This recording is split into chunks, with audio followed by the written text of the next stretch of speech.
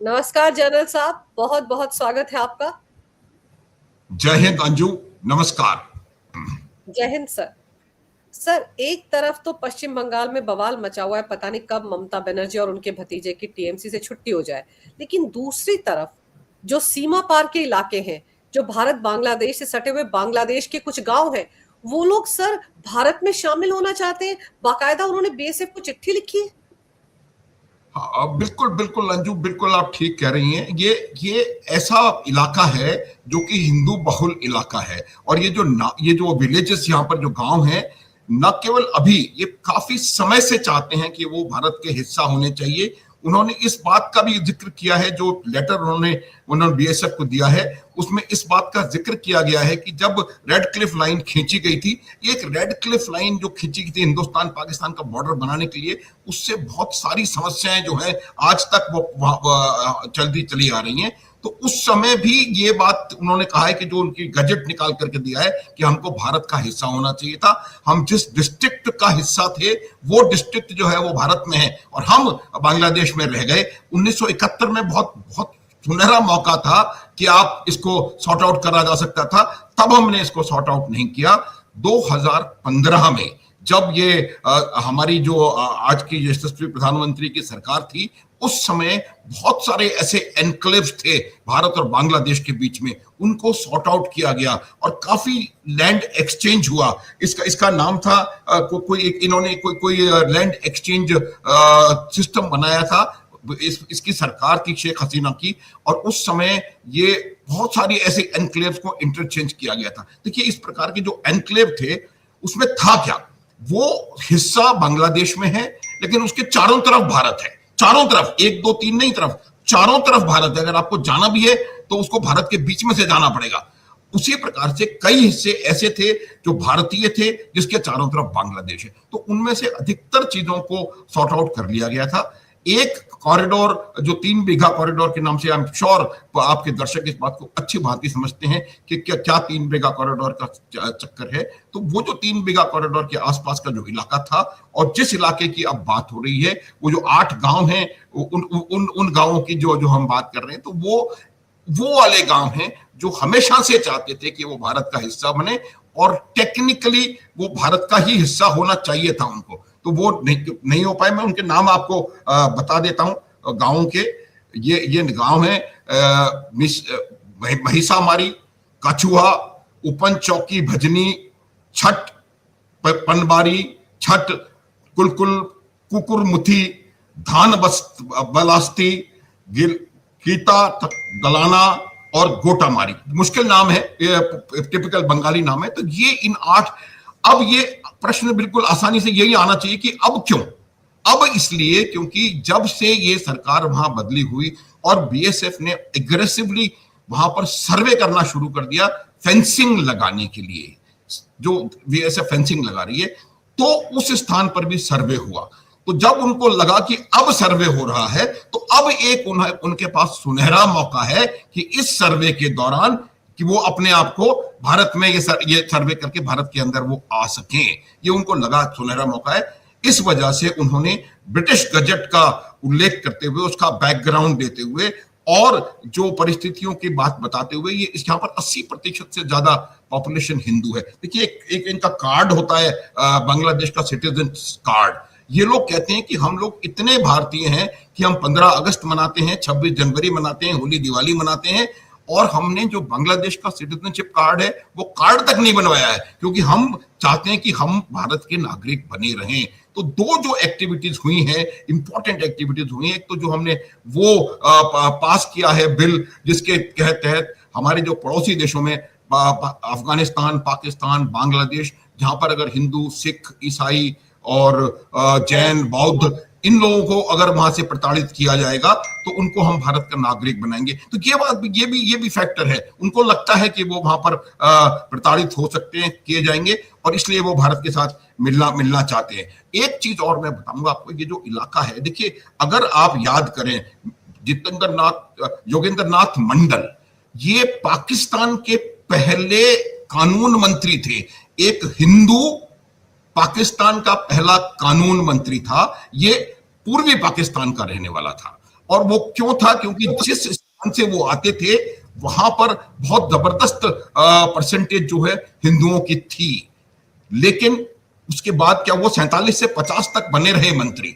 उसके बाद वहां पर एक मैसेकर किया इस्लामिस्ट ने, और करीबन 10,000 हिंदुओं को उन्होंने खत्म कर दिया, वहां उनको कत्ल कर दिया। ये बात पता। तो उसके बाद वो जो जो जोगेंद्रनाथ मंडल थे, वो वहां से, या जो भी उनका एग्जैक्ट नाम हो सकता है, नाम में थोड़ी गलती हो रही हो, वो पाकिस्तान छोड़ के भारत में आ गए और कलकत्ता में एक बिल्कुल बेनाम गुमनाम जिंदगी व्यतीत करी, और कलकत्ता में उन्होंने अपने आखिरी दिन बिताए। तो उससे पता पड़ना चाहिए उस समय से भारतीयों के, हिंदुओं के प्रति किस प्रकार का माहौल बांग्लादेश में और उस समय के पूर्वी पाकिस्तान में रहा, और वही चीज ये लोग फियर कर रहे हैं। 80% हिंदू हैं, ये पूरी तरह भारतीय हैं, और ये चाहते हैं कि ये लीगली भारत में आ जाएं।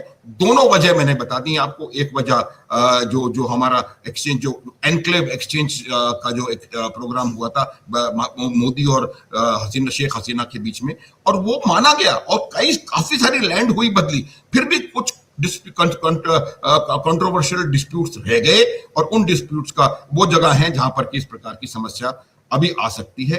और अब चूंकि फेंसिंग हो रही है, तो कुछ पॉकेट्स मेघालय में है, एक आध पॉकेट त्रिपुरा में भी है, जहां पर कि इस प्रकार की समस्या आ रही है, और लोग विरोध कर रहे हैं वहां के वो लोग कि भाई यहां फेंसिंग ना बनाई जाए।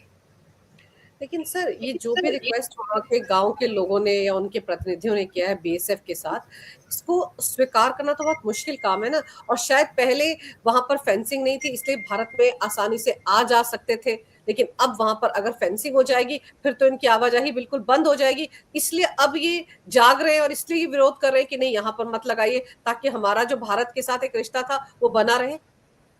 हाँ, बिल्कुल बिल्कुल, यही खास खास वजह। देखिए, मैं ये स्टेटमेंट अगर मैं कहूं कि एक इस पूरे क्षेत्र में एक हिंदू जागृति हुई है, और क्षेत्र में मैं बांग्लादेश को भी शामिल करूंगा। देखिए, जिस प्रकार से हिंदुओं के ऊपर अट्रॉसिटीज हो रही हैं, और खास करके पिछले 1-1.5 साल से जब से वो नोबेल प्राइज विजेता मोहम्मद यूनुस आकर के इनके सिर पे बैठा था, तब से जो वहां पर हिंदुओं की प्रताड़ना हो रही है, उसको ध्यान में रखते हुए इन लोगों को खतरा है, और इसी वजह से वो भारत में मिलना चाहते हैं।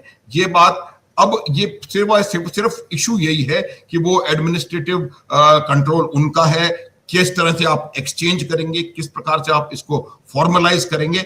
मेरा ये मानना है कि बीएसएफ के पास ये रिक्वेस्ट आ गई है, ये रिक्वेस्ट ऊपर जानी चाहिए, और ऊपर जाकर के दोनों देशों के सरकारों के लेवल पर, ये बीएसएफ का और बांग्लादेश बॉर्डर गार्ड्स का के बस की बात नहीं है, उनके लेवल का काम नहीं है।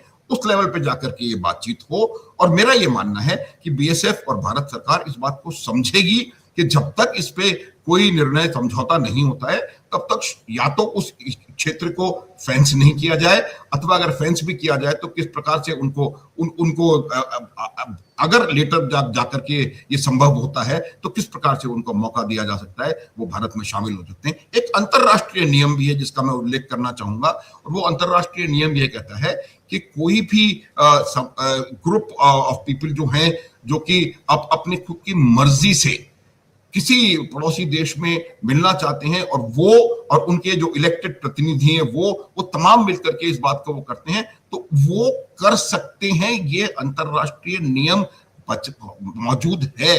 तो मुझे लगता है कि इसके बारे में आगे जाकर के बातचीत करके इसमें संभावना बन सकती है, लेकिन ये लेवल बीएसएफ और border guard, Bangladesh border guard का नहीं है।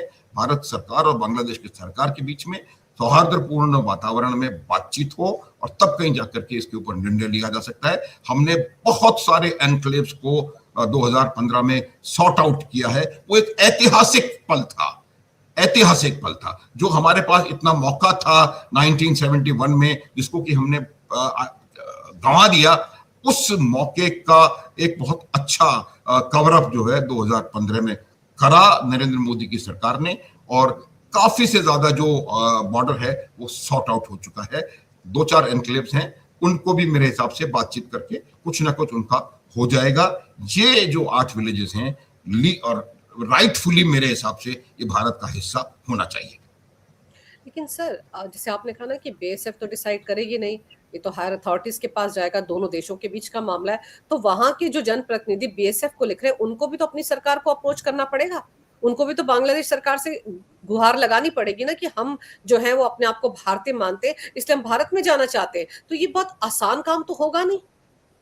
हाँ बिल्कुल, देखिए मैं आपको एक बात बताऊं, अगर वो ऐसा करने की कोशिश करेंगे तो वो बैकलैश भी हो सकता है। संभावना इस बात की भी है कि जो वहां पर बैठे हुए जिहादी हैं, जो वहां बैठे हुए ऐसे लोग हैं, वो उनके ऊपर उनको उनको और प्रताड़ित करें।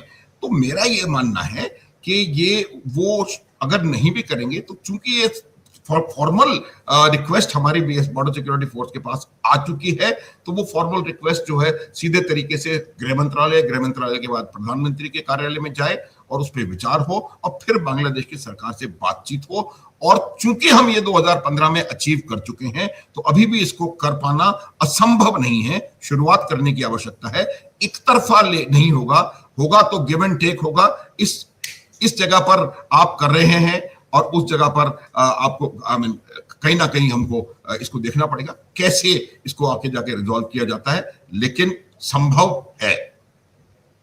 सर लेकिन गिव एंड टेक जैसे आपने कहा, तो कुछ तो हमारे इलाके भी होंगे जो उनको देने पड़ जाएंगे। ये भी तो करना पड़ेगा ना। ऐसे तो है नहीं कि बांग्लादेश कई जगह ऐसी।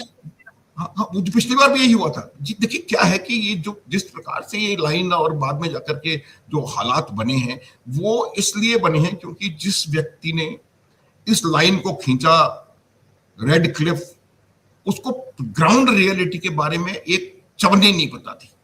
अगर ये पता होता तो आप देखिए कितने एनक्लेव्स हैं यहां से पश्चिमी पाकिस्तान के बॉर्डर पर, 50 एनक्लेव्स हैं। उसमें जो एनक्लेव्स हैं वो और भी ज्यादा खतरा। क्या है कि नदी, सतलज नदी ऐसे ऐसे घूम के जा रही है। जो सतलज नदी पाकिस्तान जाती है वो फिर भारत में आती है। तो छोटा सा एक लैंड का टुकड़ा है जो कि नदी बीच में है, वो इधर है, पाकिस्तान नदी के पार है। उसी प्रकार से कई सारे एनक्लेव्स हमारे हैं जो कि जगह हमारी है, बीच में नदी है और पार पाकिस्तान है। तो लैंड से वो पाकिस्तान से जुड़ा हुआ है और नदी के पार हमारे से जुड़ा हुआ है। तो ये एनक्लेव तो बिल्कुल लड्डू हैं, जब लड़ाई शुरू होगी आप उसको 2 सेकंड में खा जाओ। तो ये कई किस्म के एनक्लेव्स हैं। मैंने इन एनक्लेव्स को हैंडल किया है पंजाब के साथ, जहां जहां भी हमारे रिवर बेसिन से, वहां पर इस तरह के एनक्लेव्स बहुत हैं। क्योंकि जिस व्यक्ति ने लाइन खींची उसने इस बात का ध्यान नहीं रखा कि ये 500 मीटर का या 2 स्क्वायर किलोमीटर का हिस्सा एक नदी से डिवाइडेड है, ये पाकिस्तान है। वो ये इस तरह की चीजें जो थी, हमेशा से ये क्वेश्चनेबल रहा है और ये बात पहले से हो रही है। और यही वजह थी कि 2015 में हम बॉर्डर एग्रीमेंट के लिए गए और बहुत सारे हमने एनक्लेव्स को सॉर्ट आउट कर लिया। कुछ बचे हुए हैं। 3 बीघा कॉरिडोर की मैंने थोड़ी देर पहले उसको मैंने बताने की कोशिश की। 3 बीघा कॉरिडोर बड़ी इंटरेस्टिंग चीज है। एक छोटा सा बांग्लादेश का भाग है जो कि चारों तरफ से भारत से घिरा हुआ है।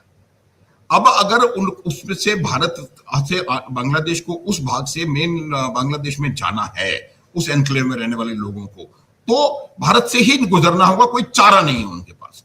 तो इस चीज को देखते हुए हमने उनको, उसमें प्रधानमंत्री शायद इंदिरा गांधी थी, तो उन्होंने 3 बीघा की कॉरिडोर उनको दे दी थी। कॉरिडोर उनको दी कि भाई ये कॉरिडोर है और इसमें से आप आना जाना कर सकते हैं और हमारी बीएसएफ यहाँ पर मुस्तैद रहेगी, तैनात रहेगी और वो आपको आने जाने देगी। 3 व्हीलर आया, वहां से बैटरी ऑपरेटेड कार्ट आई, आपने डॉक्यूमेंट दिखाए, वो उसने उधर जाने दिया, फिर थोड़ी देर वापस चला गया। तो ये जो 3 बीघा कॉरिडोर है, इसका भी पहले सेटलमेंट हो चुका है। तो इस प्रकार के एरियाज को हमको देखना पड़ेगा, क्योंकि किसी भी तरीके से ये, और अगर मान लीजिए कुछ होता है, अगर मान लीजिए, मैं नहीं चाहता कोई युद्ध हो, कोई किसी युद्ध होगा तो ये 3 बीघा कॉरिडोर 3 सेकंड में खत्म हो जाएगी। तो ये जो इस प्रकार के आइलैंड्स हैं, इनको रीजनेबल तरीके से लोगों की इच्छा अनुसार, वहां के रहने वाले लोगों की इच्छा अनुसार इसको रिजॉल्व किया जा सकता है, बशर्ते आपका और दूसरे देश के लोगों का आउटलुक ओपन माइंडेड हो। ये मेरा मानना है।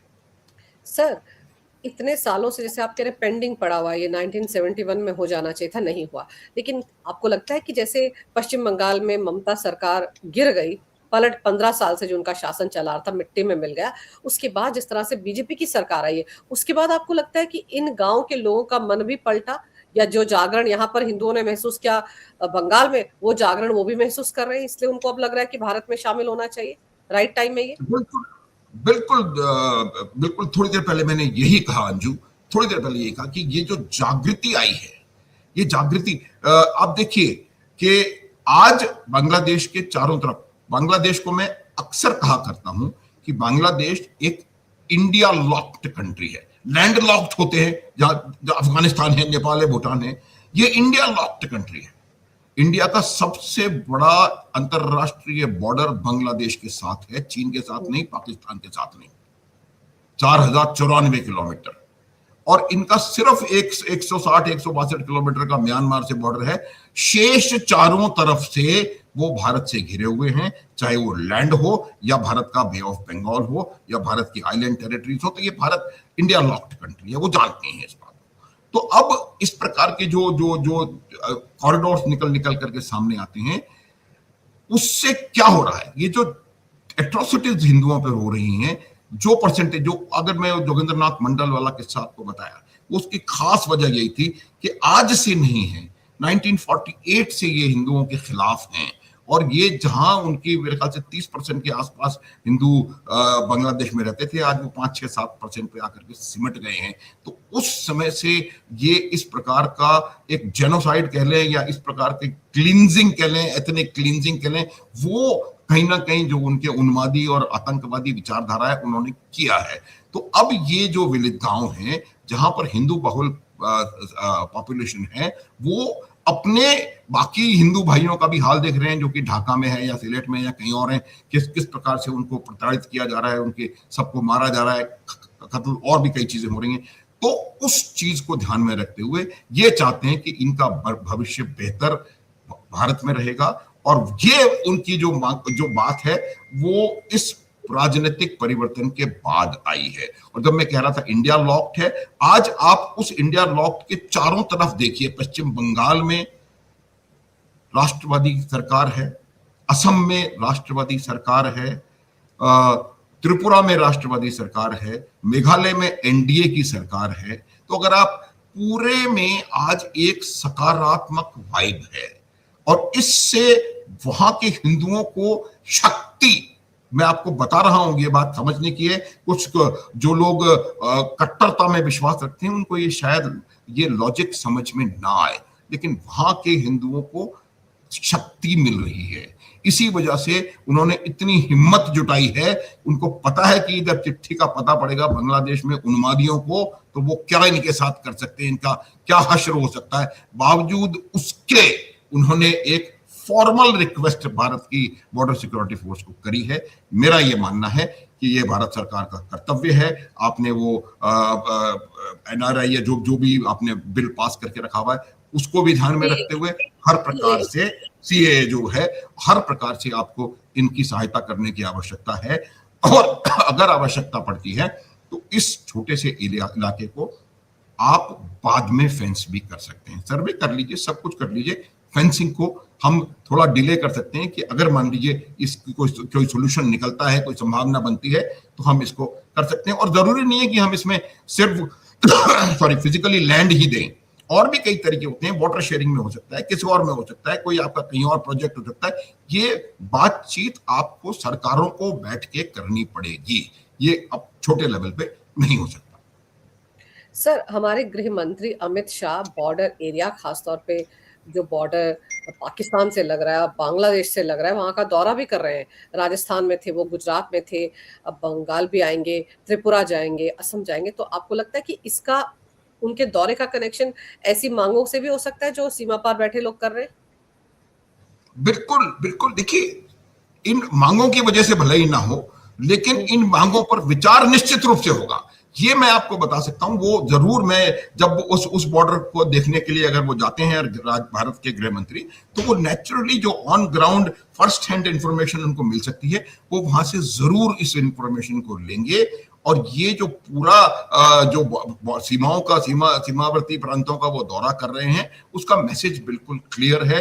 एक तो सीमा सुरक्षा बलों को एक शक्ति तंबल प्रदान करना कि सरकार पूरी तरह से आपकी हर चीज को। दूसरा, ये मैं बता रहा हूं, बहुत इंपॉर्टेंट है, जायजा लेना कि क्या चीज और चाहिए आपको सीमाओं की सुरक्षा करने के लिए किस तरह से हम इस अवैध घुसपैठ को बंद कर सकते हैं। आज आप फ्रांस का हाल देख लीजिए, ये वही घुसपैठिए हैं फ्रांस के। एक फुटबॉल के मैच के रिजल्ट के बाद पूरे फ्रांस को इन्होंने जला के राख कर दिया। उसकी वजह सिर्फ यही है कि जब आपने इस प्रकार के इमिग्रेशन लॉज बनाए, देखिए दो चार चीजें, एक छोटी सी बात और बताऊंगा, शायद हमारे अगली जनरेशन को ये बात ठीक भी ना लगे। यूरोप की एक और प्रॉब्लम है, यूरोप में जन्म दर इतनी कम है कि यूरोप बूढ़ा कॉन्टिनेंट है। फ्रांस एक बूढ़ों का देश है। बूढ़ों के देश को उनको सपोर्ट करने के लिए चाहिए, तो वो कहां से आएंगे? वो यही है। तो जब आप इस बात को नहीं आगे देख सकते और आप अपने परिवारों को बढ़ाना नहीं चाहते, या आज के लोगों में फैशन है, तब इसी प्रकार की जरूरत चीजें आपको देखने को मिलती हैं। अगर इस प्रकार का इमिग्रेशन, इस प्रकार की माइग्रेशन वहां पर नहीं होता, न केवल वहां, पूरे यूरोप में है। आप पोलैंड चले जाइए, ब्राजील में देखा है मैंने, आप बेल्जियम चले जाइए, लंदन में आप देख लीजिए, आप क्या लंदन में हर जगह वो लोग चाहते हैं शरिया लगे। तो ये बहुत बड़ा गेम है जो कि हो रहा है, और इसकी वजह यही है कि हम अपने राष्ट्र हितों को फोर्स ही नहीं कर पाए, और फ्यूचरिस्टिक प्लानिंग करने में कहीं ना कहीं हमसे गलती चूक हुई है। अब हमको वो चूक और नहीं करनी है।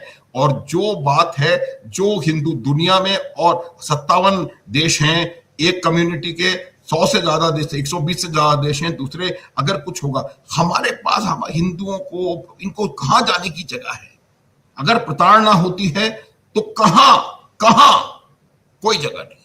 तो ये बात समझने की है, जो कि पहले की सरकारें शायद समझती नहीं थी। और क्यों नहीं समझती थी, मैं बार बार इस शब्द का प्रयोग करूंगा, ये वोट बैंक मैनेजमेंट था, ये वोट बैंक कंसोलिडेशन की एक्सरसाइज थी, जिसकी वजह से उन्होंने किसी भी हित का ध्यान नहीं रखा।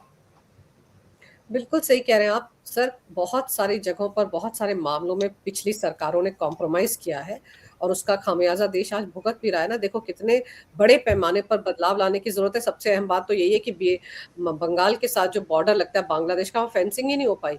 वहां की राज्य सरकार ने क्या गुल खिलाए, जिसकी वजह से उन्होंने बीएसएफ को जमीन नहीं दी। अब जाकर ये संभव हो पा रहा है। और सर, जो ये फेंसिंग हो रही है, इसे स्मार्ट फेंसिंग कहा जा रहा है।